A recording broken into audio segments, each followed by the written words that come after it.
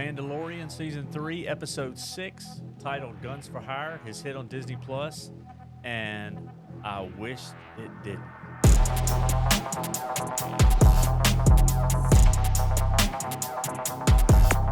I'm your host, Sean, co-host Sterling. So, Sterling, I was thinking about after watching this atrocity titled The Guns for Hire in Season 3 of Mandalorian, and coming off an episode last week that we liked, that we thought it was finally heading somewhere, and we were getting to the plot point as the last episode ended with the shuttle that was showed that Gideon had escaped, and showing Bo-Katan uniting the Mandalorian Children of the Watch and or Death Watch, and then she's going to get trying to find the Night Owls. We thought it was heading somewhere, and then we get this episode, and I was trying to think. And am I being too unreasonable and too original trilogy fanboyish in saying that this is the worst single episode of anything I've seen around Star Wars since Disney took over? Is that a too outlandish to say that? There's been a lot of bad since Disney's took over, but I think it was definitely the worst episode of the season. I'd say it's definitely the worst episode of The Mandalorian. No question about that. Yeah. There's no debate on that. I mean, there's some other, Book of Boba Fett had some really bad ones, but Obi-Wan had some bad ones. But this is, I didn't know whether to laugh in this one or to just be angry. I was embarrassed to watch it, dude. Like how when you're growing up and like people would maybe make fun of you for liking Star Wars. Yeah. And then but Star Wars kind of grew up with its audience. This feels like why are you watching this? Yeah, growing up you kind of had to sort of explain the Ewoks and that you watched that. But outside of that, you were okay. This one starts out, and we're not going to do what we normally do and go through every scene in the episode, but I'm going to hit the major beats because I want to explain why I hated this episode and then get your thoughts on it. But we start out with the alien species of the Quarren that are on a ship, and we see the captain, who is called Captain Shuggoth, which I wish I could have shrugged her off, who was in a water tank and was being fed a goldfish. I guess she wasn't hungry enough to have something more, so they just gave her a goldfish to eat. And then we see what they thought was an Imperial destroyer ship that had hit the radar and told them that they're not. They were actually the Mandalorian mercenaries for hire, and they're led by Axe Woves. And Axe basically says, you have someone hostage, and it's not an act of war. It ends up being an act of love. So there's a Mon Calamari that has fallen in love with the Quarren captain, and I literally thought we were going to be like in a Animal Planet / Jacques Cousteau aquarium Skinamax episode, the way they were holding each other and the tentacles were getting on their face, and I'm like, what is going on here? This sucks. It just, I wanted to turn it off right then and there, but I knew it wasn't going anywhere. I was like, okay, this is the opening. They tried something. It didn't work. We're going to get back to the real story. And we see Bo-Katan and we see Din and Grogu, and they're on Bo-Katan's ship, and they're going to this independent system called Plaza 15. And all of a sudden they get basically into a tractor beam. They get pulled in to this independent system, telling them that they're going to have to have their ship be brought into a specific location. And so they just give in. They just, okay, that's fine. And she just kicks back, and which felt like the way we were pulled into this episode. Initially, when you saw the planet or the system, it looked kind of cool. It doesn't have a Star Wars look no, to it did. Though. It looked like almost like they built like convention centers in Star Wars where you would go for a Comic-Con or for some seminar. But to me, it was like, okay, make it more industrial. Put some vapors behind it, showing that it's kind of something a little more gritty instead of what it looked like. But they didn't, and all of a sudden they end up like in a monorail, and they have to show their scanners with their IDs. Which, even though this was supposed to be an independent system, but they're talking about the Coruscant Accords. And like, well, I thought you just said you're independent. You're not part of the New Republic. It didn't make any sense. Poorly written. And they get That's been a problem for the entire season, though. yeah, little things here and there that you're like, what? That doesn't make any sense. And so they get brought to the leadership, which is where we see Captain Boombastic Bombardier, whatever his name is. I think it's Bombardier, played by Jack Black. And I like Jack Black. He's a good actor. Me too. But, instead of him playing a clown, this sucks. It's like, okay, show a darker version of Jack Black, where he's a little bit harder to understand. Is he good? Is he bad? Let him play both sides of it. They don't. He's in a clown outfit as royalty. But that's not what the funniest part of that scene was. He's with Lizzo. He's with Lizzo. I didn't even know Lizzo was an actress. No, I didn't either. But I guess if you do cosplay and you dress up as Grogu, you get invited to be on a Star Wars show. Who knew? That's what it feels like, though. It feels like he's calling in favors. And people are just asking if they can be on the show. And he's like, sure, come on. And it's just Do you still have a problem with Jimmy Kimmel's nephew? Yes. I think he's awful. I'm sorry. I know he's a kid, but he can't act. And it's just like. Poor Lizzo. Like, I'm not even blaming Lizzo. She had no business being in this, but even so, the writing for her was horrible. So, and Bryce Dallas Howard directed this episode. I love Bryce Dallas Howard. Most of the other stuff she's done, I've been a fan of. I think it goes back to, I watched an episode of one of my favorite shows from years ago, Smallville. There's a show called Talkville where Michael Rosenbaum, who played Lex, and Tom Welling, who played Clark Kent, they talk about the making of all the 10 years of episodes of Smallville, and they talk about directors where they would criticize, the actors would criticize the writing for an episode that was like a side mission or a one-off, and the director would say, look, we got to work with what we got. We only have a certain amount of days. We got to go, and it is what it is. I feel like maybe Bryce Dallas Howard just was given this, and it was like, here's what this garbage is. We have to make this work. I don't know. They've already had so many episodes like that this season, though. Yeah, I knew it was going off the rails, and when they walk into that room that looked like Fraggle Rock, and the side quest, Yeah, so they get told by Jack Black, hey, we've got these droids that have gone off the rails, and Lizzo says we will recognize the independence of Mandalore. And it's 20 minutes of just unnecessary crap that leads to nothing. When Grogu flips up and jumps in her lap and she starts feeding him minnows, that's great. I mean, so so they get sent on a side mission, and they've got to go find out what's happening to these droids, because like the movie WALL-E, where the people don't do anything, they don't move around, and they become obese, and they just eat and drink, and the robots take care of everything.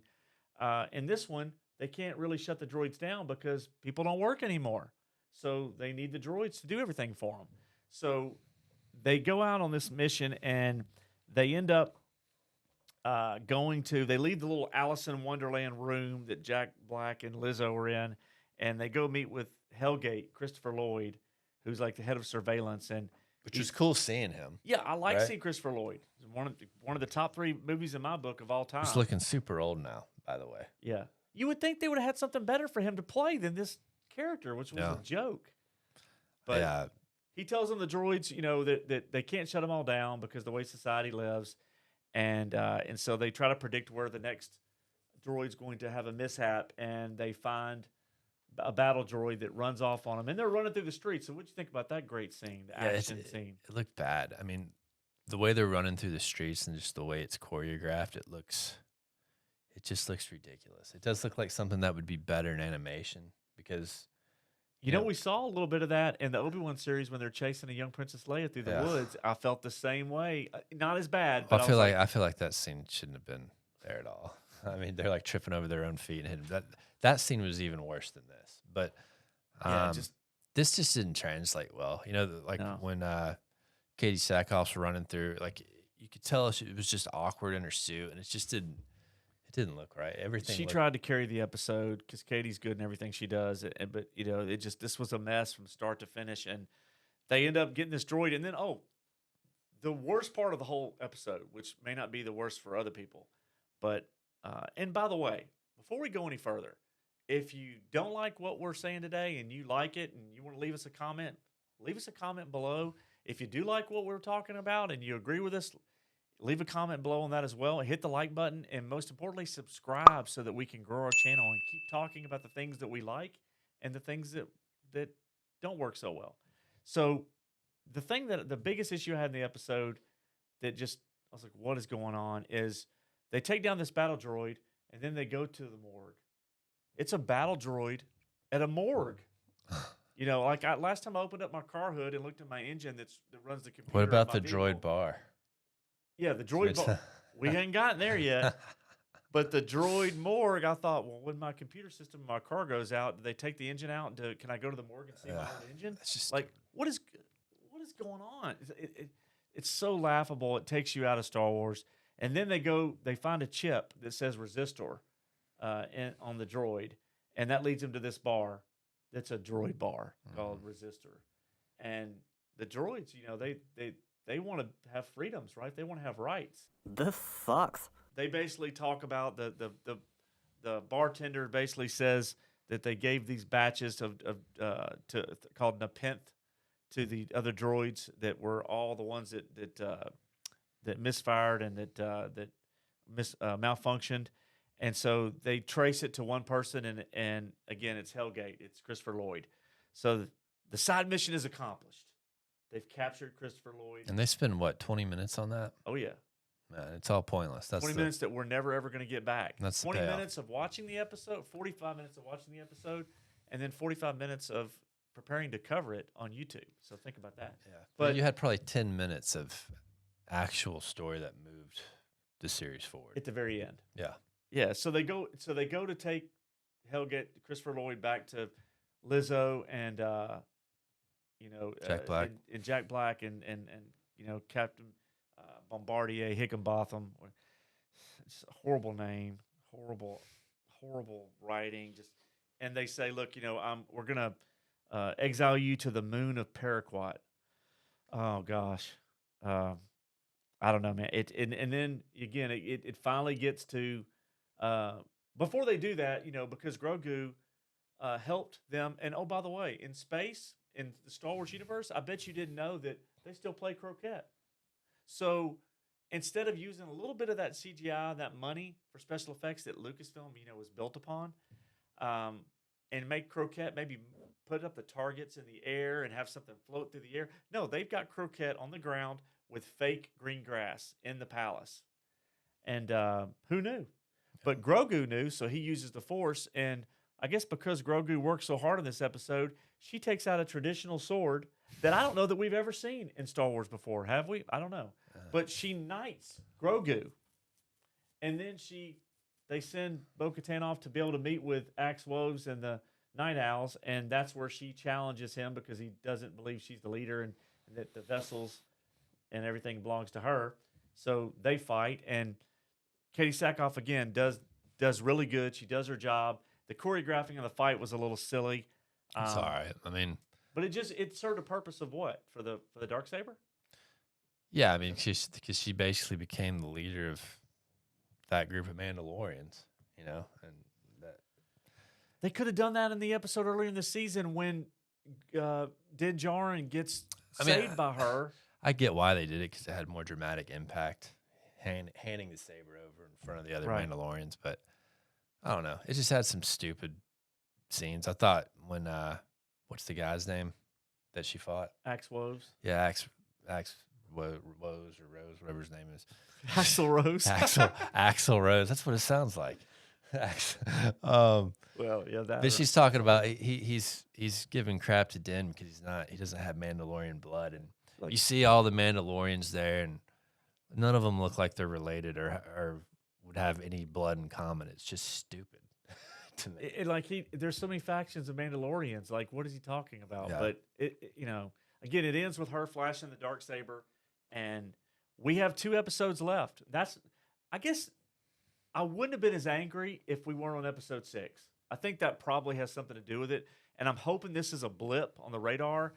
But if they're going to do another 40-minute episode for episode 7 and 40 minutes for episode 8, They don't have time to correct. We haven't even seen Gideon yet. Yeah, you had much higher expectations than I did, though. I did. And I'm a sucker for Star Wars. I get pulled in. See, here's the secret. I wanted to be done with Star Wars after Obi-Wan, but he wanted to keep watching it. He's put me through 2 terrible shows.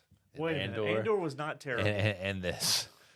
So, nobody watched Andor, but I liked Andor better than you did. But and I'm liking Andor a whole lot more now after the show, the flagship. Andor wasn't badly done; it was just boring. But this is badly done, and the problem with that is this was their shining jewel. Like this was the last hope you had. It was like, well, Mandalorian's good. That's what people would say.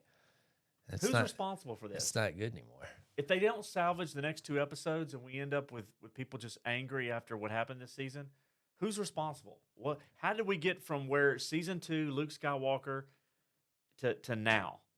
That's almost 2.5 years. Like, who's responsible ultimately? Yeah, I don't know. I mean, it almost felt like they were going to do something more with the Luke Skywalker thing, right? Somebody shut it down. Yeah, and Kathleen Kennedy came out and said, "Hey, we're done focusing on the old characters." Right. Yeah. Great. And it feels like I don't know if maybe they had to reshuffle and come up with something new. I don't know, but what they're coming with now is. How does she still have a job? And I know we've talked about this ad nauseum, but she's got to be gone when Indy comes out. Indy 5 in May, June, whatever. June. I don't know. But this is their last hope, I think. I mean, I think Disney Star Wars has been on a downward spiral ever since they. And Jon Favreau and Dave Filoni have had a good track record. And this season, this is the first time they've gotten punched and they've gotten knocked down. And people can spin that. Look. If you like this season, I mean, I loved Mandalorian going into this season. If you like this season, I understand. We're not going to tell you you're wrong for not liking it. I feel like their fans take it way more serious than the creators. And I just think there's been a lot of scenes where, the dragon coughing up the boy and where you're just like, the train scene where they jump on the train. Just a lot of really stupid scenes that make you embarrassed to watch it. You don't think we're going to see anything that's going to redeem any part of this the next 2 episodes, do you? No, I don't. Like I said, like after Obi-Wan, I was done. Like it was so bad, and I had such high expectations, and the way they screwed that up, Well, we're going to cover. I'm Ahsoka. sticking around because you want to stick around. We're going to cover Ahsoka, and if Ahsoka doesn't work, then you'll finally be done. Then I'm out on Dave Filoni. Okay. Yep, I'm out on Dave Filoni if you can't make Ahsoka work because that's his baby. So there's no excuses there. But so how do you score? How do you rate this episode? I'd say a 4. Okay, I say a 2. And the only reason I'm giving it a 2 is because I am a Katie Sackhoff fan, and she did her job in this episode. There was nothing that she did that was wrong in this episode. It's the first time you've given a lower score than me. Yeah. This episode really angered me. Oh. But look, we're going to cover the last 2, and just like we did last week, if it's good, we're going to say it. And if it's not good, we're not just going to say it's not good. We're going to say why. And this episode was poorly written. It didn't advance the plot. The side mission upon a side mission, the silliness that didn't fit, the visual side of it didn't fit with Star Wars. And again, we're not talking about prequel before the fall of the Republic and the Empire.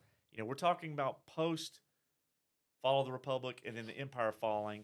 And the New Republic. So these worlds haven't had time to clean up and look shiny and new again. They're supposed to still look somewhat similar to what they looked like when we saw the original trilogy. And so that's a visual aesthetic that I keep struggling to get over when I see these vivid colors and clothing and speeder bikes and the Vespas and Boba Fett. And then in this one, when they walked in the hall and it was the Alice in Wonderland feast. Well, the only thing they seem to get, like when it's not Star Wars. When they do Tatooine, that at least looks like Star Wars, even though they're always on Tatooine. Right. But yeah, other than that, when they go to other planets, it doesn't. Yeah, it looks. Again, it comes down to writing. It comes down to developing story and characters. Just lower your expectations, like me, and you won't be as disappointed. Yeah. So we'll see. We'll see with the last 2 episodes. We're going to be here to cover it, and let us know what you think. Give us your opinions. Leave a comment below. Hit the like button if you like what you heard today. And most importantly, hit subscribe so that we can grow our channel and TCB.